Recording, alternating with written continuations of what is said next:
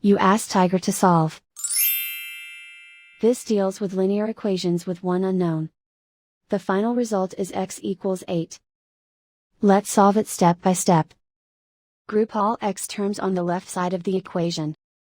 Subtract 4x from both sides. Simplify the arithmetic. Group like terms. Simplify the arithmetic. Isolate the x. Divide both sides by -2. Cancel out the negatives. Simplify the fraction. Cancel out the negatives. Find the greatest common factor of the numerator and denominator. Factor out and cancel the greatest common factor.